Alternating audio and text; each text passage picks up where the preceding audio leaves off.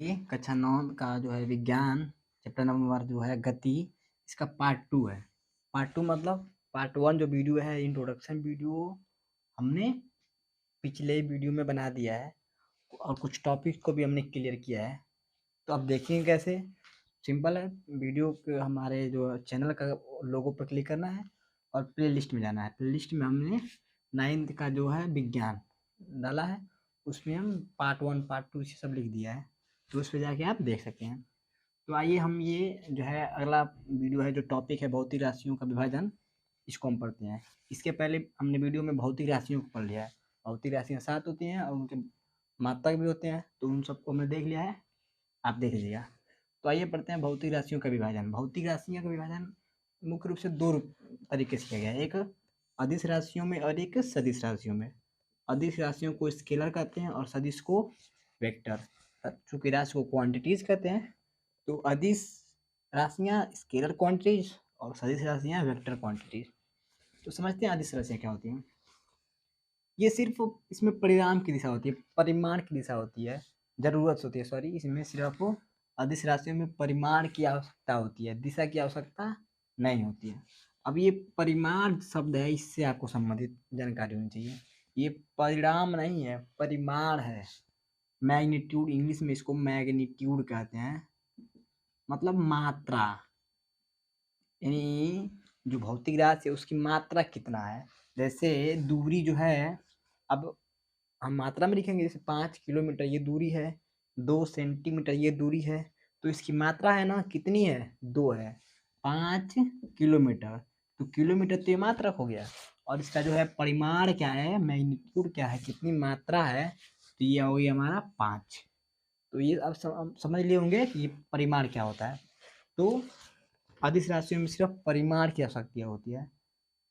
ये कौन कौन से होती हैं, जैसे दूरी होता है, डिस्टेंस, द्रव्यमान होता है, मास, किलोग्राम, समय होता है, टाइम, और तापमान होता है, टेम्परेचर, ताप। दूसरा होता है हमारा सदिश राशियाँ, यानी कि वेक्टर क्वांटिटीज। इनमें परिमाण और दिशा दोनों की आवश्यकता होती है। परिमाण की तो आवश्यकता होगी, दिशा की भी होगी कि जो परिमाण है वो किस दिशा में है। जैसे विस्थापन है, कोई व्यक्ति या फिर कोई निकाय कहीं जा रहा है, तो उसका जो आंसर आएगा परिमाण में, यानी कि सदिश में, जो विस्थापन होगा, तो वो आंसर आएगा कि 5 किलोमीटर पूरब की ओर, दक्षिण की ओर, उत्तर की ओर दिशा दिखाएगा। तो ये विस्थापन अभी हम आगे पढ़ेंगे विस्थापन क्या होता है। तो विस्थापन जो है हमारा सदिश राशि है। बल, किसी चीज पर हम बल लगाएंगे तो बल लगाने के साथ साथ उसकी दिशा भी दिखाएंगे कि वो किस दिशा में हम बल लगा रहे हैं। संवेग, त्वरण, ये सब हमारे क्या होती हैं, सदिश राशियाँ। कंफ्यूजिंग होता है तो आप समझिए, देखिए अदिश, अ अंग्रेजी हिंदी वर्णमाला का सबसे पहला अक्षर, तो शुरू में है, इसलिए इसको सिर्फ एक चीज की आवश्यकता होती है, वह है परिमाण। ये सदिश यानी इसके बाद है, तो बाद है तो इसको और चाहिए, तो ये परिमाण भी चाहिए और इसको दिशा भी चाहिए। तो ये आप समझ गए होंगे कि अदिश राशियाँ और सदिश राशियाँ क्या होती हैं। आइए हम देखते हैं दूरी क्या होता है, डिस्टेंस। ये जो दूरी होता है वो वास्तविक पथ की लंबाई होती है, अर्थात प्रारंभिक स्थिति से अंतिम स्थिति के बीच की चली गई कुल दूरी। अब यहाँ पर कुल सम्मानित है।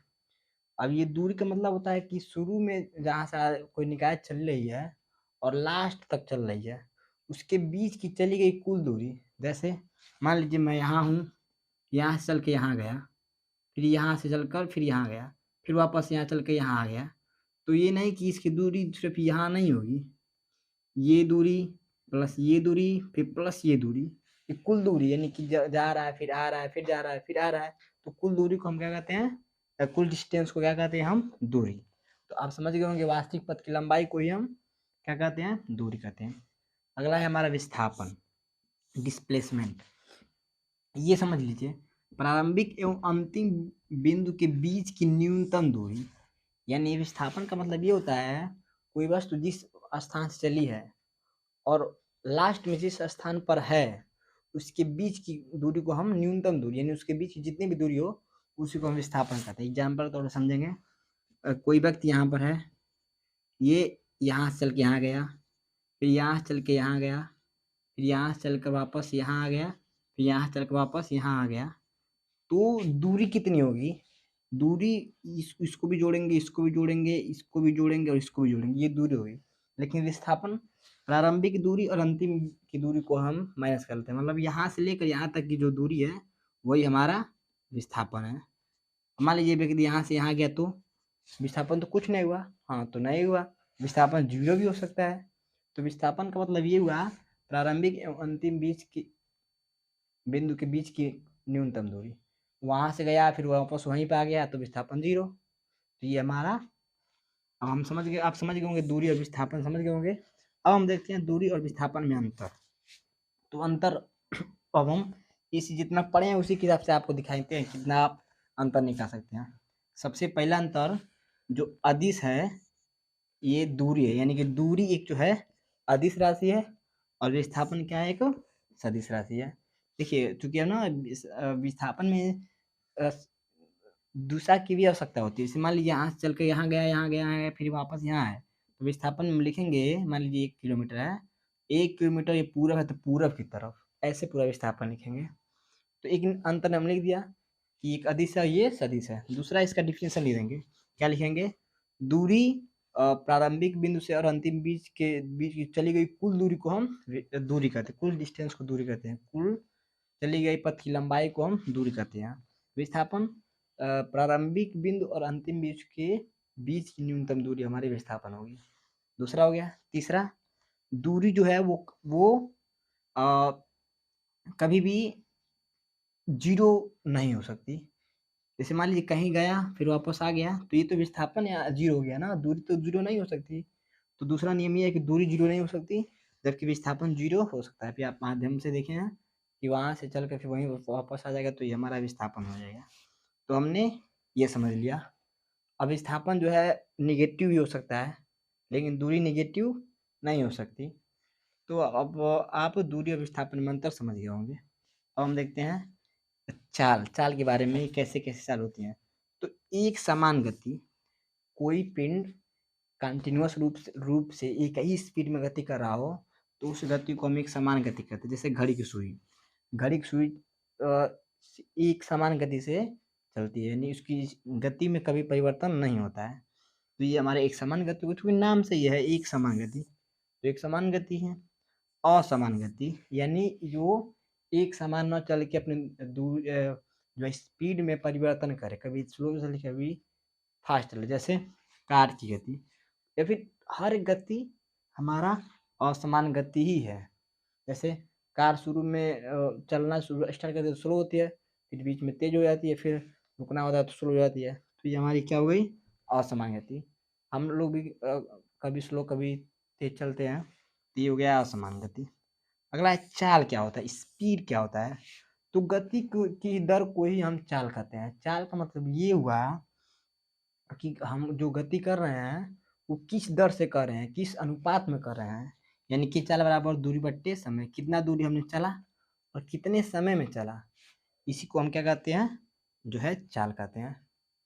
जैसे एग्जाम्पल तौर से आप कहें कोई कार है वो 2 घंटे में 50 किलोमीटर चल रही है तो इसकी हमें चाल बतानी है। तो कुल दूरी 50 किलोमीटर, समय 2 घंटे, तो हम ये डिवाइड करेंगे तो 25, यानी इसकी चाल जो है वो 25 किलोमीटर पर हावर है। तो हमने ये समझ लिया कि चाल क्या होता है। अब हम समझेंगे औसत चाल। औसत चाल मतलब, औसत मतलब क्या, सभी को जोड़कर उसकी संख्या से भाग दे दो तो वही औसत चाल है। यानी जितनी दूरी चलेगी उस कुल दूरी को हम, और जितने समय में चलेगा उस कुल समय से हम भाग कर देंगे तो औसत चाल निकलेगा। जैसे कोई कार है खाली रोड में चल रहा है तो वो 50 किलोमीटर जो है वो 1 घंटे में चल रहा है, फिर बाकी 25 किलोमीटर 2 घंटे में चल रहा है। तो अब इसकी औसत चाल क्या है, तो हम सबको इसको जोड़ लेंगे, 25 किलोमीटर प्लस 25 50 किलोमीटर यानी कि 75 किलोमीटर। और कितने समय में चला, 2 घंटे, और ये 3 घंटे में चला। तो 25 ये हमारा क्या हो जाएगा 75, यानी 25 नहीं है 75। तो इसकी औसत चाल क्या हो गई 25 किलोमीटर पर हावर। भले से इसकी चाल शुरुआत में 50 किलोमीटर चली थी एक ही घंटे में, लेकिन आगे दो दो 25 किलोमीटर 2 ही घंटे में चली, तो इसकी चाल हमारी ये औसत चाल हो गया। फिर हम अगला टॉपिक देखते हैं। अब हम देखते हैं वेग क्या होता है, जिसे इंग्लिश में हम वेलोसिटी कहते हैं। देखिए वेलोसिटी का पहला अक्षर वेग v, पूरा फिजिक्स में यही होता है, जो इसका इंग्लिश होता है ना उसका पहला लेटर ही हमारा उसको डिनोट करते हैं। तो देखते हैं क्या होता है, कह रहा है कि एक निश्चित दिशा में चाल को हम वेग कहते हैं। जैसे चाल जो है वो किसी भी दिशा में होगा, बस उसकी कुल दूरी को हम चाल कहते हैं। अब ये जो है एक निश्चित दिशा में है, फिक्स डायरेक्शन में है, इसीलिए तो इसका ये सदिश राशि है, क्योंकि सदिश राशि के लिए दिशा की भी आवश्यकता होती है, चाल के लिए दिशा की कोई आवश्यकता नहीं होती है। तो वेग जो है एक निश्चित दिशा में चाल को ही हम वेग कहते हैं। चाल तो है पर वेग एक निश्चित दिशा में हो। अब देखिए ये भी जो वेग है वे धनात्मक भी हो सकता है, ऋणात्मक भी हो सकता है और शून्य भी हो सकता है। अब हम देखते हैं वेग और चाल में अंतर। बस हमने वेग को समझ लिया, चाल को पिछले वीडियो में समझ पिछले जो हेडिंग में समझ ही लिया है। तो हम तुलना कर देते हैं। देखिए क्या तुलना होगा, वेग जो है वो धनात्मक, ऋणात्मक और शून्य हो सकता है, लेकिन चाल हमेशा धनात्मक होती है। चाल कभी भी ऋणात्मक और शून्य नहीं हो सकती। वेग जो एक सदिश राशि है, जबकि चाल अदिश राशि है। क्यों? क्योंकि चाल के लिए कोई दिशा की आवश्यकता नहीं होती है, लेकिन वेग के लिए दिशा की आवश्यकता होती है। तो ये हमने वेग और चाल में अंतर समझ लिया। अब हम देखते हैं त्वरण, इसको इंग्लिश में एक्सीलरेशन कहते हैं। और इसको भी हम पहला अक्षर ए है इसलिए छोटा लेटर में यानी कैपिटल में ए से डिनोट करते हैं। कह रहा है कि वेग की समय के साथ परिवर्तन की दर को हम त्वरण कहते हैं। हमने पिछले वीडियो में वेग पढ़ लिया है, यही जो है वेग। अभी इसी में जो है समय के साथ परिवर्तन होगा। जैसे कह रहा है कि निश्चित दिशा में जो चाल है उसको वेग कहते हैं, अब इसमें समय के साथ परिवर्तन होगा उसे हम क्या कहते हैं, वेग। वेग की समय के साथ परिवर्तन की दर को हम त्वरण कहते हैं। यानी किस दर से, देखिए दर यानी किस स्थिति से परिवर्तन हो रहा है, किस दर से परिवर्तन हो रहा है, वही हमारा क्या कहलाता है, त्वरण। अब जो ये तो त्वरण है वो पॉजिटिव धनात्मक होता है। फिर हम देखते हैं त्वरण के प्रकार, यानी त्वरण कितने प्रकार हो सकते हैं। तो एक समान त्वरण, एक समान मतलब यानी जो चाल होगी वो एक समान रूप से त्वरित होगी, यानी परिवर्तित होगी। तो ये हो गया हमारा एक समान त्वरण। अब है असमान त्वरण, यानी एक समान त्वरण नहीं होगा बल्कि इसकी जो वेग में परिवर्तन की दर होगी वो असमान होगी, यानी कभी परिवर्तन ज़्यादा होगा तो फिर कभी परिवर्तन कम होगा, फिर कभी ज़्यादा फिर कम। तो ये असमान वेग में परिवर्तन को हम क्या कहते हैं, असमान त्वरण। तो कि वेग में परिवर्तन को त्वरण कहते हैं, और असमान रूप से परिवर्तन होगा तो ये असमान त्वरण कहलाएगा। अगला है एक समान वृत्तीय गति।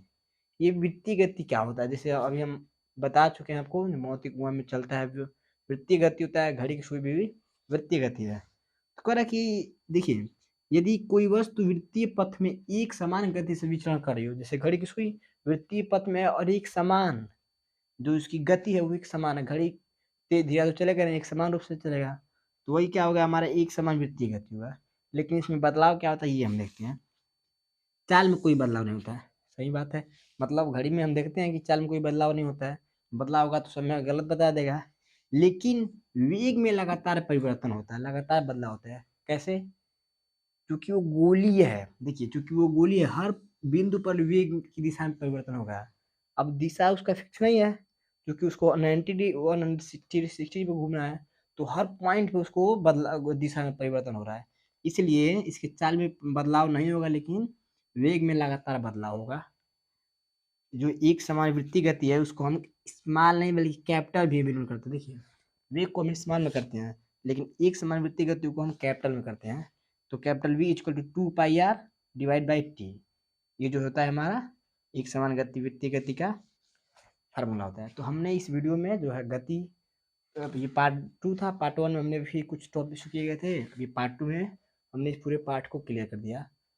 नहीं समझ में आएगा तो फिर से भी देखिएगा वीडियो को। अगले वीडियो में हम क्या पढ़ेंगे, नेक्स्ट चैप्टर है हमारा बल तथा गति के नियम। तब तक के लिए धन्यवाद।